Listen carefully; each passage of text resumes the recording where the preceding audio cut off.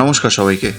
গতকাল আমরা দিল্লি চলে এসেছি, তাই আজ আমরা দিল্লির most of the famous places ঘুরব। আজ সারাদিন ঘোরার জন্য আমরা 2000 টাকা দিয়ে একটি অটো বুক করে নিয়েছি, আর সকাল সকাল রেডি হয়ে বেরিয়ে পড়েছি দিল্লি ভ্রমণে। প্রথমে বেরিয়ে আমরা চলে গেলাম দিল্লি গেট এবং রাষ্ট্রপতি ভবনে। যেহেতু আমরা 15ই আগস্টের দুদিন আগে গিয়েছিলাম, তাই 15ই আগস্টের অনুষ্ঠানের জন্য সামনে যাওয়া সম্ভব ছিল না, তাই আমরা গাড়িতেই বসে দেখলাম। তারপর ওখান থেকে চলে গিয়ে দেখলাম সুপ্রিম কোর্ট, পার্লামেন্ট। দেখার পর পৌঁছালাম আমরা ছত্তরপুর মন্দিরে। ছত্তরপুর মন্দির হলো শ্রী আদ্যা কাত্যায়নী শক্তিপীঠ। এটি দেবী কাত্যায়নীর উদ্দেশ্যে নিবেদিত একটি হিন্দু মন্দির। আমরা এখন ছত্তরপুর মন্দির ভিজিট করলাম, আমরা বেরিয়ে যাচ্ছি। এবার দিল্লির আরও যেসব জায়গাগুলো আছে সেগুলো আমরা যাব। তো আজকে আমাদের দিল্লি ঘোরার শেষ দিন, কালকে আমরা বেরিয়ে যাচ্ছি। চলো দেখা যাক।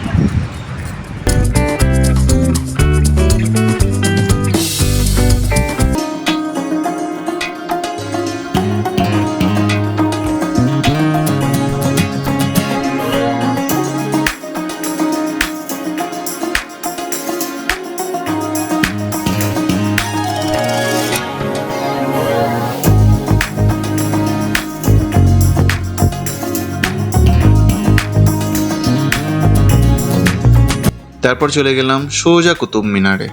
তাজমহলের মতো কুতুব মিনারেও আমরা অনলাইনে মাথাপিছু 35 টাকা করে টিকিট কেটে প্রবেশ করলাম। কুতুব মিনার ভারতের নতুন দিল্লিতে অবস্থিত একটি স্তম্ভ বা মিনার, যা বিশ্বের সর্বোচ্চ ইট নির্মিত মিনার। প্রাথমিক অবস্থায় এটি 4 তলা মিনার ছিল। ফিরোজ শাহ সংস্কারের সময় সর্বোচ্চ তলটি দুভাগে বিভক্ত করেন, ফলে বর্তমানে এটা 5 তলা। প্রাথমিক অবস্থায় সবটাই ছিল লাল পাথরের গাঁথুনি। ফিরোজ শাহ মেরামতির সময় উপরের 2টি তলা সাদা মার্বেল দিয়ে তৈরি করান।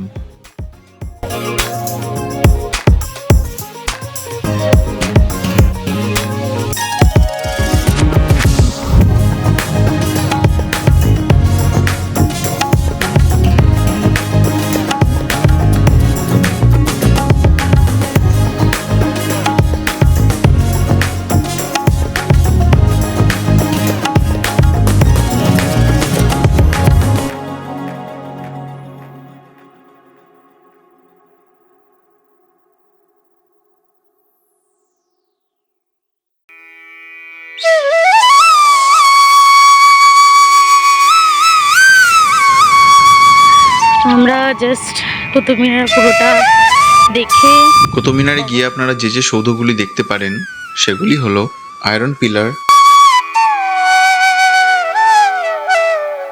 আলাই দরওয়াজা, আলাই মিনার, ইলতুৎমিশের কবর, আলাউদ্দিনের কবর। তো ওখান থেকে ঘুরে আমরা সোজা চলে গেলাম লোটাস টেম্পলে। ভারতের দিল্লিতে অবস্থিত লোটাস টেম্পল হলো একটি বাহাই উপাসনালয়, যা 1986 সালের ডিসেম্বর মাসে উৎসর্গ করা হয়েছিল, যার খরচ ছিল $10 মিলিয়ন। ফুলের মতো আকৃতির জন্য এটি শহরের একটি বিশেষ আকর্ষণীয় স্থল, আর এর আকৃতির জন্যই এর নামকরণ করা হয়েছে লোটাস টেম্পল।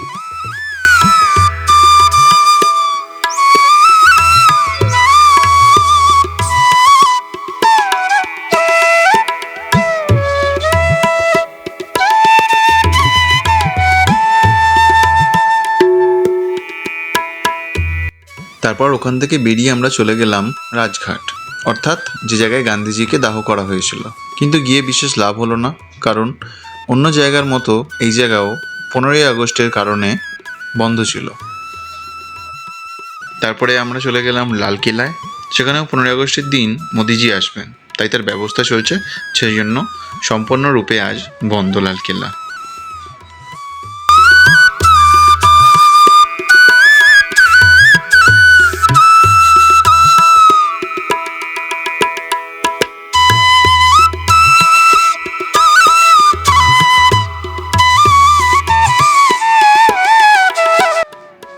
তারপরে ওখান থেকে বেরিয়ে আমরা চলে গেলাম আজকের লাস্ট ডেস্টিনেশন অক্ষরধাম টেম্পল।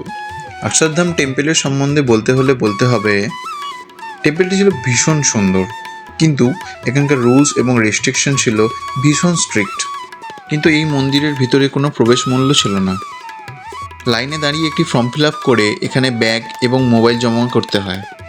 মন্দিরের ভেতরে প্রবেশ করতে হলে মোবাইল এবং মানি পার্স এখানে অ্যালাউড না।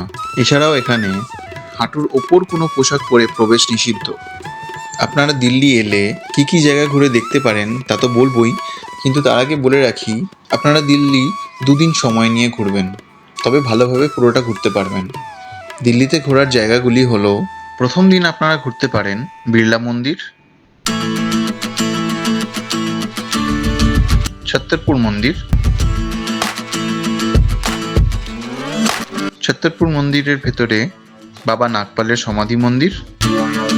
তারপরে চলে যেতে পারেন কুতুব মিনার,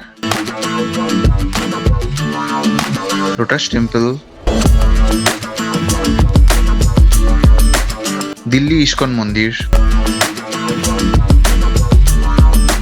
এবং ইন্ডিয়া গেট। এবং দ্বিতীয় দিন দেখতে পারেন লাল কিলা,